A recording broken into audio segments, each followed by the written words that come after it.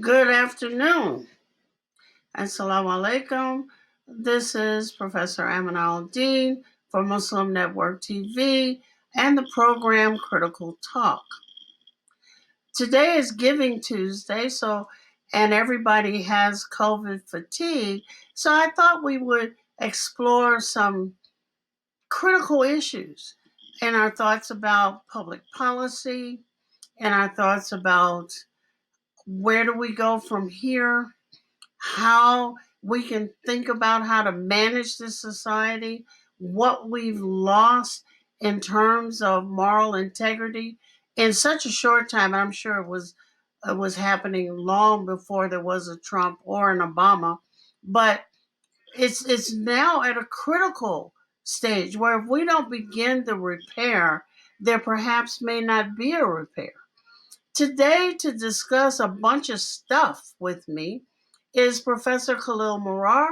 If you remember, he's a professor of politics, public administration, and justice studies at Governor State University. His research focuses on the intersection of public policy and foreign affairs. I'm going to take him a little bit out of his comfort zone. Always. Um, he lectures and writes on Arab and Muslim diaspora. He particularly focuses on their policy preferences and teaches American global comparative and Middle East politics. That was a mouthful. In addition, he is offering his expertise to the media, of which we are most honorably one of them. And we will get down to our conversation. Thank you, Professor Morar.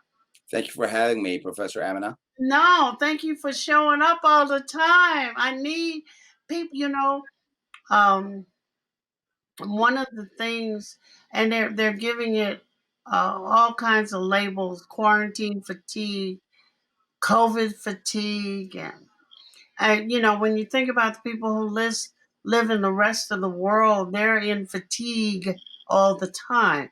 Yeah. So our little bit of fatigue is minimal compared to the fatigues suffered around the world. So I thought about, and my producer, Connor Mayers, helped me a little bit with this. I was listening to the BBC this morning. Um, I've just about given up on American media.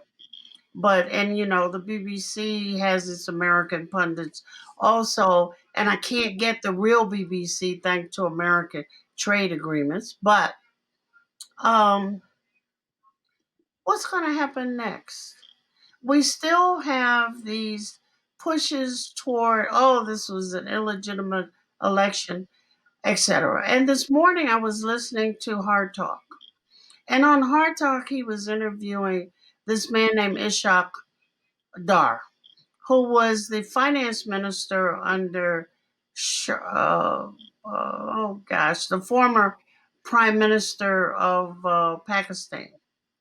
And one of the things that he's being accused of doing by Hard Talk is trying to set up a government in exile of Pakistan, accuse the Pakistani prime minister of everything, including the kitchen sink, and most loudly of all, accuse that government, Khan's government, of fascism. And I thought about our situation here. And are we going to have a government in exile? Can we have a government in exile? Connor reminded me that we almost did once during the Civil War. To my shock and chagrin that I didn't know about this. So talk to me. Can we? What's going to happen next? Are we divided? What's going on? I mean, you're absolutely right. There is definitely a division that's very deep and that's very pronounced in American politics right now. Things are looking up if you believe that the system that we've reestablished after the Civil War, and Connor aptly points out that there's historical parallels there, that the system basically is working, that the gears are grinding, not to a halt, but to a transition. As to your excellent question of whether we're going to have a government in exile, I think Trump has always thought of himself as a government in exile. Get Donald Trump out of came here. to the Really? presidency as a governor in exile. He came to the presidency to quote unquote drain the swamp. He came to the presidency to basically be the outsider who stays on the outside while taking shots at those that he perceives to be insiders. I like the way that you're putting this. A government in exile, indeed, um, but not in the same way that, say, like, that the Pakistanis would conceive of a government in exile, Mm-hmm. or like, the Palestinians or people from Senegal would conceive of a government in exile. I think it's a Mm-hmm. government in exile where Trump goes back to Mar-a-Lago and continues to take shots at the establishment in Washington and throughout the country. So in this, I love the way you just ran with that because I hadn't thought about what you said either. Um, and that's true. He has considered his government a government apart. So if he were to set up shop in that golf resort, what does that mean for the country? Are we going to have this constant picking at um the government that comes in, because in lots of ways he's making sure his various cabinet members and this and that and the other, not only are a diverse crew, but they are gender diverse also. So, and they have to get confirmed by the Senate. So, say more, please say more. I mean, that's actually a great point that you're making in the first instance, which is what next for this president. I think that what we're going to have is a sort of, how Trump franchises his name, or lends his name to, like, Every wine, and yeah, and if you're driving in New York, or if you're driving to Chicago, or if you're flying in or whatever, you might see the Trump name emboldened or emblazoned on these buildings. Regardless of what the buildings look like, I think what we're going to see is a Trump name being lent out to candidates. So, for example, be on the lookout for that to happen in the Georgia special election. Be on the lookout for that to happen as this sort of boogeyman that constantly plagues the incoming President-elect Biden. But it's not just a boogeyman that plagues Biden in the shadows. It'll be one that's very visible, in the sense that Trump will lend his name to candidates just as he lends his names to dishwashing machines. He doesn't do that with dishwashing machines, but to buildings, for example. uh-huh. Wow. So, how does that look? Okay, let me go back. All of these people he's naming as cabinet choices have to be confirmed by the Senate. What happens if they're not confirmed by the Senate?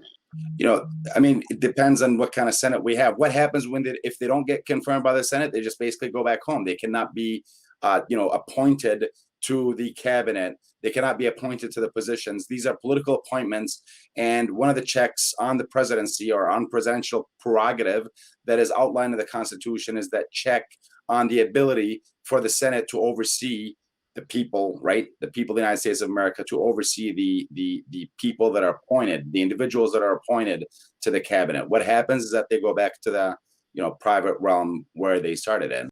So, what you're saying, and if you see my mouth falling open, it's because I asked the question, but I didn't think of the consequences of my question. Yeah, Is the first move Mitch McConnell could make is to confirm nobody. that's right. And when President Obama got elected many years ago, there was a similar attempt to stifle, to frustrate, to make sure, quote unquote, that President Obama's presidency was a failed one. But I mean, how can you not confirm anybody? I mean, I guess you could. And if you don't confirm anybody in the cabinet, then the government can't work. The government, that's right. I mean, that's yet another way that the oppositional party, right, in this case the Republicans to the White House, can basically stifle the agenda, the wonderful agenda, according to Democrats, liberals, people on the left in this country, that Biden is coming in with. You're absolutely right about that, and you're right to be concerned. I think we should all be concerned about gridlock in Washington, albeit it's not new, right? I mean, we've had gridlock in Washington before. We've had, the Republicans being called the party of no, for example. So, Right. so yes, that's absolutely a weapon that could be deployed against the incoming president. In addition to the previous factor, this government exile that Trump will But maintain. wait a minute. How are we going to have a I mean, can we have a government with no cabinet? You're scaring me. Well, it is a unitary presidency, right? So, I mean, all the powers are retained by the president. Yeah, we could have a government without cabinet, officials that are appointed by the president. It doesn't mean that the president will not be getting advice. He'll be getting advice behind the scenes, but there's no formal mechanism that the president will basically be allowed to partake in order to get those decisions carried out, or in order to get that advice in an official forum. So wait a minute. Because now I'm really stuck. If there is no cabinet, is there a chance that you can say that this is a failed presidency and we must have elections again? No, that will there's really no way, there's no recall on the presidency, right? Okay. But there are failed presidencies, right?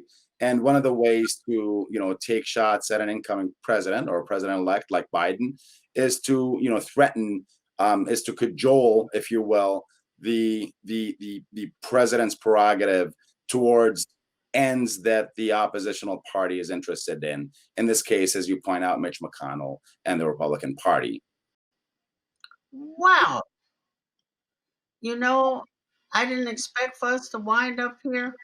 Now, the efforts that I've seen so far coming across Twitter and email and all of those other ways that people have of alerting people to stuff have not brought this forth as an issue. I, Why do you think? let me say this though. It will be a fight. There will be a cabinet though. It it behooves the Republicans in the Senate to have a presidency that they can deal with, and different cabinet positions allow liaison positions for the presidency. They allow for the Senate and the House of Representatives to interlink, if you will, and to engage the administration in more meaningful ways than just going to Biden. Actually, sadly, the cabinet sort of divides presidential authority amongst the different cabinet positions. Right. So it's fantastic to think of a president without a cabinet. It's definitely possible. It's definitely a nightmare scenario. I'm not going to say it's going to be easy. There will be a fight, and there will be a lot of political points that are going to be scored. But at the end of the day, it will be a hard fight. But there will be a cabinet. It's going to be one that is basically degraded because of that infighting in Washington and because of partisan fighting between the two parties. Okay, last question on this issue. What can we in the future do to ensure that this never becomes a possibility again? Well, what we can do is have a constitutional amendment or revise the Constitution in a way that, basically makes sure that the president can have her or his way when it comes to the cabinet.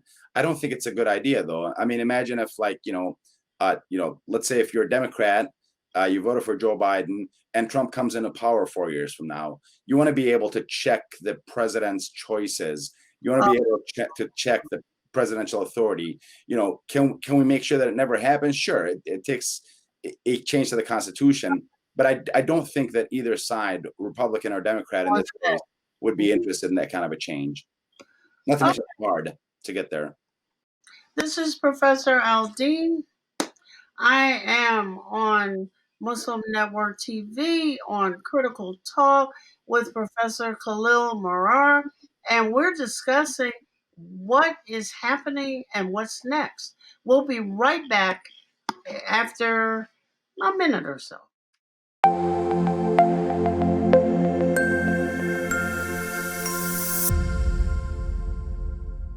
Billboards are popping up all over the country with an... Our neighbors don't realize that Muslims are absolutely opposed to ISIS. Salam. My name is Abdul Malik Mujahid. I'm an imam in Chicago. 16 shots! No me! No justice! No me! So how do we bring up the energy which can really have an impact on the world? You need to build bridges of understanding among people, and we need to have America moving forward.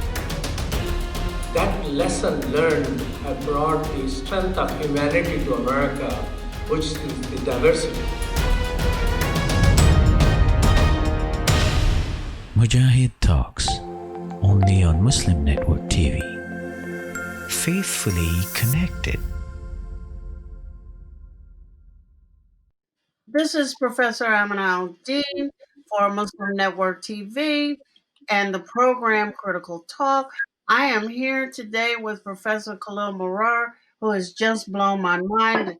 Let me know how much I don't know about all of the things that can go wrong.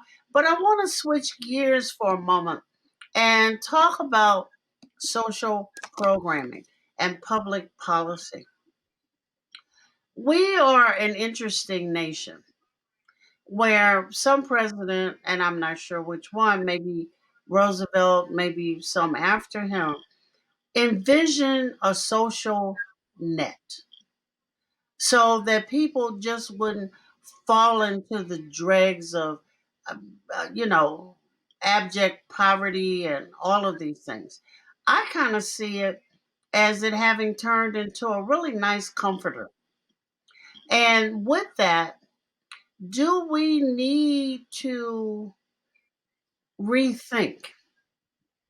One of the things, probably an unintended consequences, that the Trump administration has caused us to look at is we have so many entitlement programs on one end or the other. And one of the things that the pandemic, the shuttering, the closing of businesses has shown is entitlement. We've had and still have people demanding that the government give them money. Now, where we have used socialism in the rhetoric to, uh, I don't know, the boogeyman on the block, socialism and communism. I have to admit, I'm not sure where one ends and the other begins. But we are this country that hates socialism, but has always found socialism a necessity. How can we begin to interrogate that? That's a really good question. And starting from the very early word that you used, a comforter, I think in this case, the COVID case, when you're telling someone that they can't work, when you're closing up their business, when you're telling them they basically cannot earn a living, they cannot even go outside to do anything to, like, put a roof over their head, eat food, drink water. Mhm. That is no longer about comfort.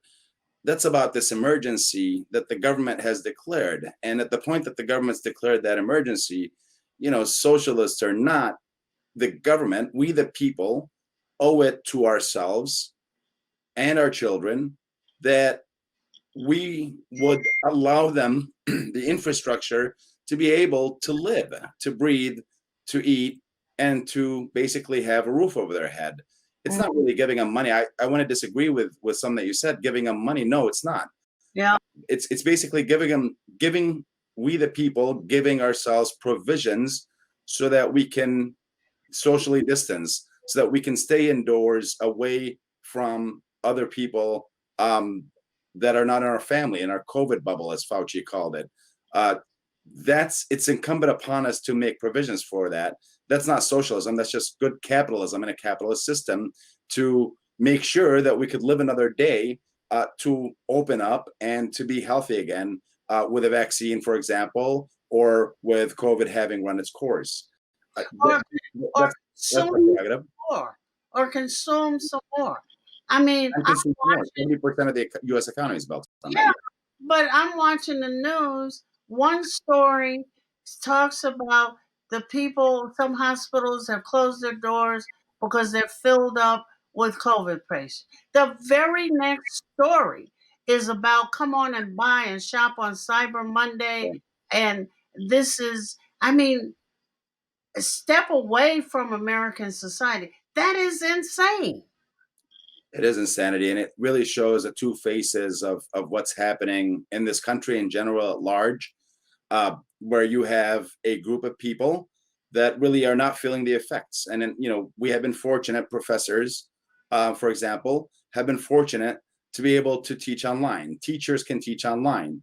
Yeah, If you're somebody who, say, I don't know, like, a waitress. causes, or you're a waitress or something like that, you're basically forced to stay at home. It's truly the people that could least afford, Dr. Amina, the people that could least afford to stay at home are the ones that are being forced to stay at home, sadly. And there has to be a provision for that. There has to be some recognition for that, a reckoning with that, because if we don't deal with that, we're going to have a serious crisis where communism becomes a very tenable option, I must say. Say more. Well, when capitalism fails, when people are hungry, when they cannot earn a living, that's when the communists come out of the woodwork. That's when the socialists come out of the woodwork. I'm not saying they're like this boogeyman that's lurking around, but every capitalist thinks they are, right? So it doesn't matter what I think. It matters what has happened historically. When the Russian Revolution, the Communist Revolution happened in Russia in October of 1917, it was about bread. It was about provisions. It was about necessities. Right. V.I. Lenin talked about food. V.I. Lenin talked about drink. V.I. Lenin talked about housing. Those are the things that allowed V.I. Lenin and his communist cadre, the Bolsheviks, to take over. It wasn't that their ideas were so fetching. It wasn't that they were on the right side of history. It was that they gave people what they wanted, or at least offered to do so. Primarily hope, and a little bit of bread. That's right. So That's right. if our government had said, the hit to the economy would have been so dire, let the people, let the businesses stay open. Let people go to work. If they catch COVID, too bad. When the hospital's full up, then they can't go there. They can stay home.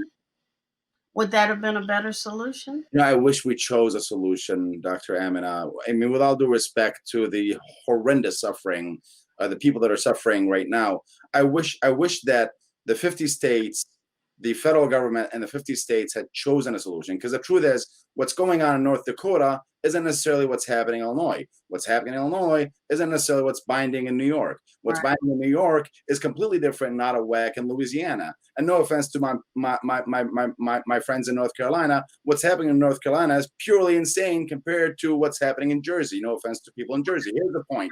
The point is that we had ample opportunity to prepare for the COVID. I mean, it was December of 2019. Now, listen, we could look back all the time. We could look back and say, this is how we failed. That's not relevant. I think the more important question is the one that you're asking, and that is, should we have chosen a path? Should we have stayed open, for example? Should we have said, let COVID take its course? Let herd immunity. I don't like that term, by the way. I'm not an epidemiologist, but I can't stand the term just from my historical analysis. of different pandemics in the past, Spanish flu being one of them. But if we had said that, at least that would have been a solution, an option that would have been incumbent upon all of us. We Right. didn't do that. Instead, we have Trump saying one thing, we have Fauci saying another in the same administration. We were talking about cabinet earlier. I Mhm. wish that Trump had the same message as Fauci, or that Fauci had the same message as Trump, because that kind of division at the very top, at the very, very top, is very problematic. And then when you divide it by 50 states, even more problematic. And then when you divide it by hundreds, thousands of municipalities and districts, it's a catastrophe. That's what we're dealing in the USA with right now. But isn't um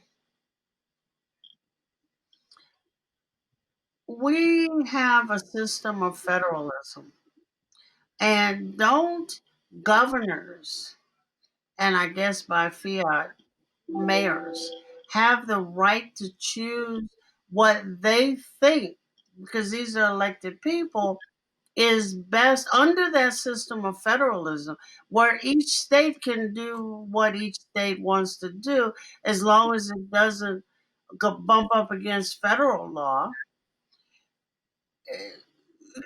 Can't they do that? I love the way they put it, by fiat, right? Well, I um, love the way you put it. mayors can go against governors. Governors can say, well, New Jersey and New York are right next to each other, and the governor and New York can say, well, no, no, no, no, no, we're shutting down. And New Jersey can say, no, we're opening. So if we look at one of the problems could be the law, the what do they call it? The laws of commerce, right? Because Interstate commerce, yeah.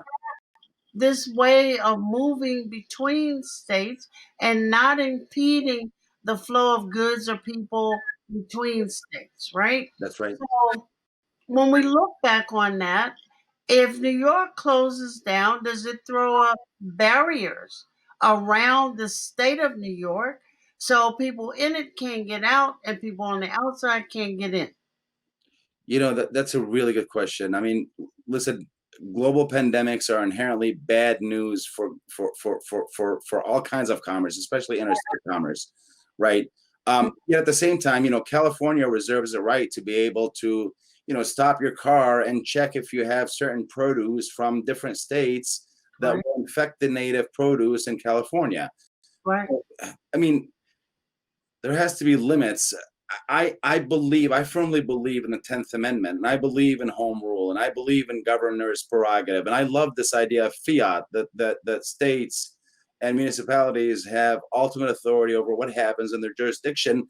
But ultimately, the buck stops with the federal government. It's something we call national supremacy in the Constitution, and there was absolutely no leadership whatsoever from the federal government. I'm not saying that things could have been done differently in a better way. I'm insisting that they should have been done differently, where a path was chosen. If there was any leadership where Donald Trump stood up and said, let's stay open, we're not going to close down, and I order every single person in this country to keep on living life.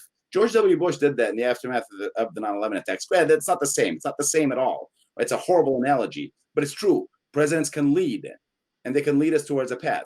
Bush said, live your lives, go shopping, go to the mall, go to the zoo, go drive, and so on and so forth. You could have had a leadership in Trump. It's a missed opportunity, frankly, to say, go out and shop and do your normal life. We're not afraid of this. We need herd immunity, and that's the only way we're going to get it. And here's the truth. He should have followed it up, or would have followed it up with, and about 20 million people will die, right? Because that is exactly the estimate of what would have happened had mass contagion taken place. What we have right now is a sort of mass contagion, but not really. Hence, the death toll is much lower. But you need many more people than even the U.S. has as citizens to have herd immunity. You really need a whole bunch of people, more than we got here, to Totally. have herd immunity. But let me ask this question before we break again. Going back to what we were talking about a little bit ago, I don't know if you read the book The Family, or if you saw the Netflix video The Family. where there's this, I don't know if they call it a deep state, but it's not states, it's a global cabal of folk who want to run everything, which is fine. Could the plan have been to do exactly what happened? Where you get the people who are going to support your government in exile ramped up, isolated, legitimated, authorized to buck the system by doing what has been done. Don't answer it now. We're going to take a quick break. This is Professor Amin Al-Din, and I'm here with my buddy, Khalil Marrar, and we're on Muslim Network TV and Critical Talk. We'll be right back.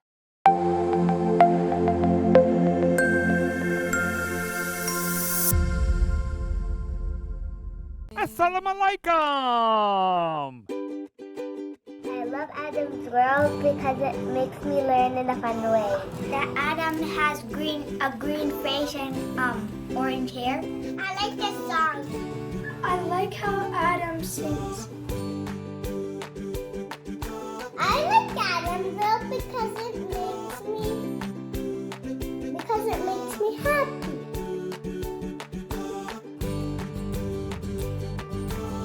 What? No. No. No. And here's Adam and here's Anissa. Adam is and his sister. Adam is a boy and he is very smart.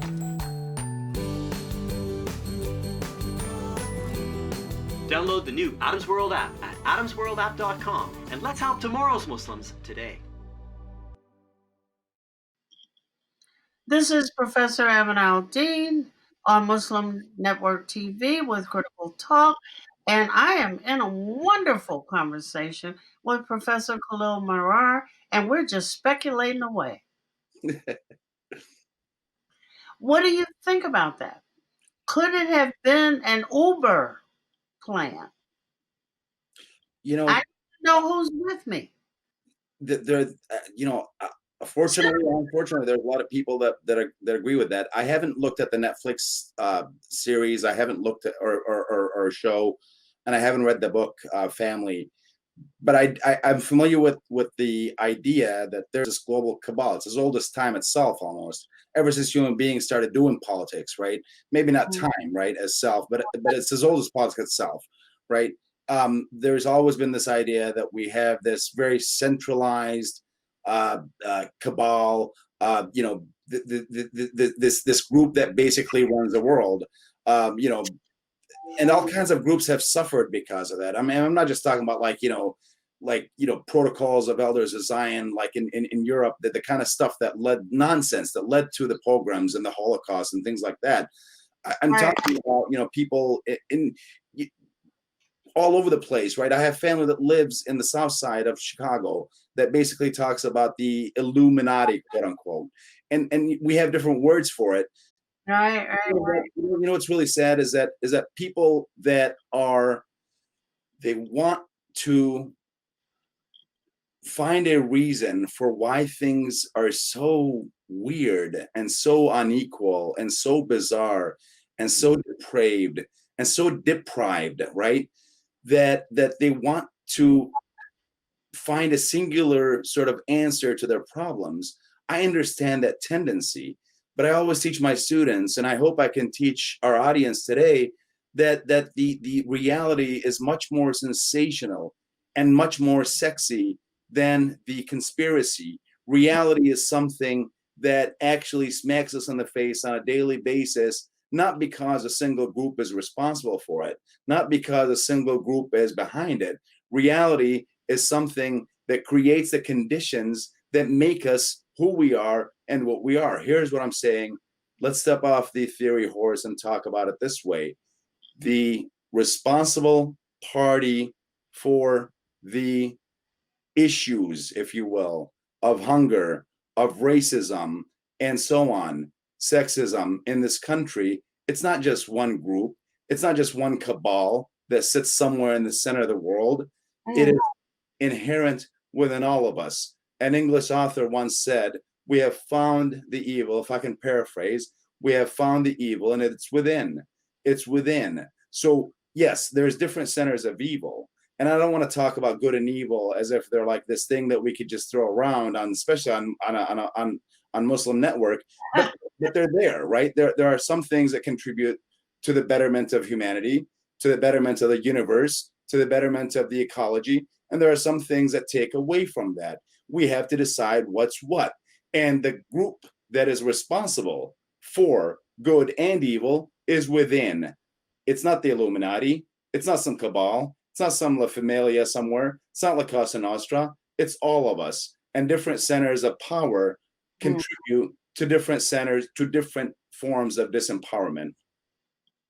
Well, let me pose something since you brought up the issue of good and evil. I'm going to take you well out of your wheelhouse right now. The pandemic, economic recession, quarantining, all of those things, job loss, all of that stuff has revealed maybe under a harsher light of the disparities. And I was thinking, are these disparities necessary? Who do you give your sadaqah or zakat, your charity to, if there are no poor? Do we have a vested interest in maintaining a strata of society that is in need? I don't know. I've asked that question in so many ways, in a Uh-huh. lot of ways, and it's a question that really, it's a very good one. It's an excellent one. It's the question of our time, I think.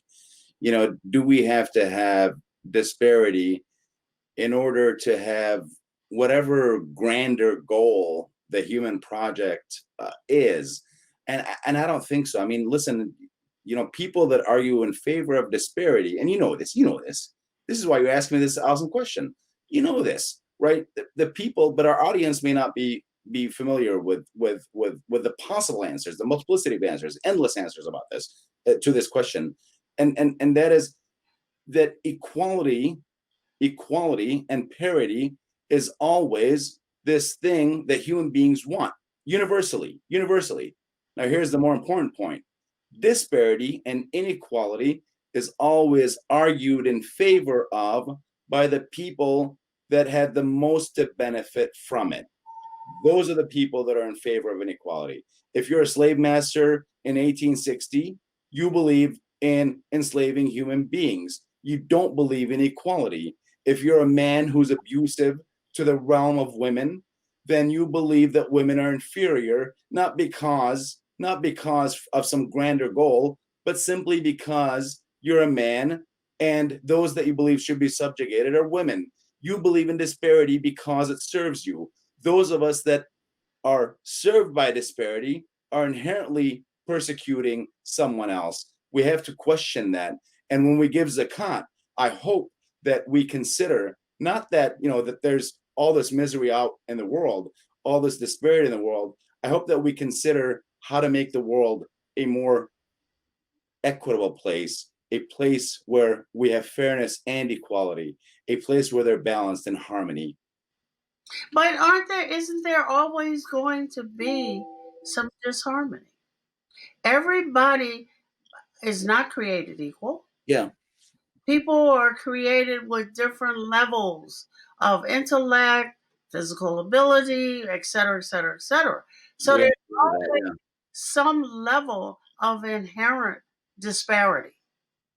So how does the rhetoric of equality and harmony, I mean, they all sound nice, but how does it actually play out? I'm almost old enough, but I am actually old enough to remember when those who said just what you said refused to build ramps for the disabled because they're supposed to be equal.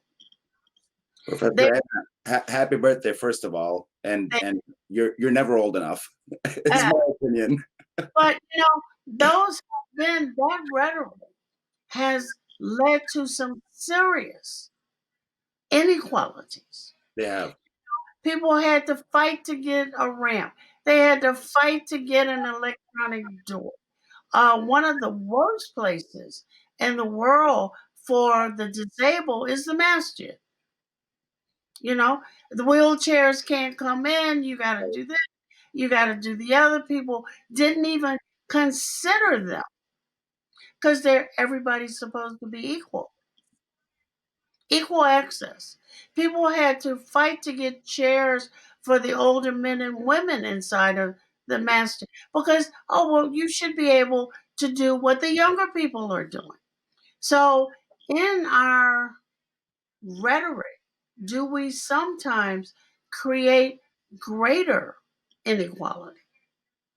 We absolutely do. And rhetoric, the root of the word rhetoric is something that is action oriented, right? So Mhm. so our rhetoric is simply an expression of our behavior. And I believe that you can tell a lot about what's being said, but you can also tell a lot about what's not being said, right? So in the next example that you're giving, right, that the idea that we would accommodate, people who are older, people with wheelchairs, people who have different forms of ability, right? It is something that needs to be discussed. It's not being discussed, and I think it needs to be discussed. And to answer your question, the larger question that you're asking, and that is, we're basically born unequal. Sure, some of us are born male, some of us are born female, some of us are born neither, or whatever, right? But the fact that we are born entitles us, I believe, to demand better, right? To demand that just because I was born male and someone else is born neither male nor female does not give me any inherent special privilege over that person. That, Well, I the think, fact is that your the foundation of Islam. That's the what makes it fact that, universal. but the fact that your limbs work to a person who's a quadriplegic does give you some stuff over them. It sure does, but should it make them any less human? Should it make them any less likely to pursue an education? Should it make them any less likely to want to create the tools that help them accomplish the thing that they want to accomplish, achieve their aspirations? Listen, you don't have to have limbs if you're dealing with AI, Yeah, artificial intelligence. in You order don't have to have limbs if you're dealing with robotics. So we should, for that, yeah. you gotta have money. You gotta have the mental. If you don't have money, you gotta have the mental acuity to discover, create, invent it yourself. I think that the justness of a society, of any civilization, is premised on that acuity and the ability. Maybe you don't have a lot of money as a society or a civilization, but the ability to marshal those resources towards people that in any other context would be looked at as they have less, they have no limbs, they're less than. I think that a society that takes care of its vulnerable, its aged, and its youngest is a more just society than one that doesn't. So And I you're really, talking about an attitude as opposed to a physical reality. absolutely. And listen, we'll never have full equality. I get that. Maybe we'll never have full equality. I get that. Maybe we will have full equality. I get that. But you know what I don't get is somebody who doesn't believe in equality. Because somebody who doesn't believe in equality or fairness, Let me put it to you and from I'm a not black saying, yeah, perspective. I do not wish to be equal to the man who enslaved me. amen. I don't want the Nobody should be power. that person. I don't want the power over. I don't want to be equal. I want to be dealt with equity, which Yes, is different. yes, absolutely. Because if we equality is sort of blind that way, right? And I Yeah, like the way you put it. I want to be dealt with equity, right? It's right. about fairness, right? And fairness, you cannot have fairness without justice, right? So someone that wronged us in any way, shape, or form, whether historic, in the present, and so on, is not someone that we want to be equal to. We want justice. We want justice in vis-a-vis that person, in relation to that person. That's where equity comes in. I love the way you just put it, actually. Yeah, yeah, yeah. And I think one of the things that always rubs is no, I don't want to be equal to any of the villains out there. That's not my idea of equality in any sense of the word. That's But the let me turn one last time. Well, I might turn two times. I was also in watching news this morning, hearing the cries that the societies, those societies which are better off than others, will now turn inward because COVID has put such a restraint on them that the begging societies will just have to keep begging because there will be nothing for them as societies turn to taking care of their own. That's right. That's right. You know, and I think this news from I believe I read the same report that you did, comes from a world think tank that's basically a global oriented think tank that talks about like this disparity in recovering from COVID. But more Right. importantly, the point that you're talking about is that the societies that are dependent, right, on, I don't know what you want to call it, aid, international humanitarian, whatever, right? The societies that have been upturned, you know, think Syria, for example, think for example Somalia, right? The societies that have been upturned or turned upside down, not just by COVID, but by strife before that, civil war before that, are going to Right. suffer disproportionately. You know, it behooves us, those of us in the developed world, right? Those of us that have more blessings than not, to look at that, to pay attention to that, not just across the world, right? Not just, you know, in distant places, but right down the street, right? We have suffering right down the street. And the question becomes, to what extent is that going to shape the disparity thing that you and I have been talking about for many months, many years, possibly even our relationship goes way back beyond this show, right? How do we overcome that disparity? And I fear that things are going the opposite direction. And that report is exactly in that context, coming in that context, happening in that, and on the heels of that. I want to come back and look at this vaccine business. This is Professor Amin Dean with Muslim Network TV on Critical Talk with Professor Marrar, and we're having a wonderful time. He doesn't look like it, but we are having a great time. We'll be right back.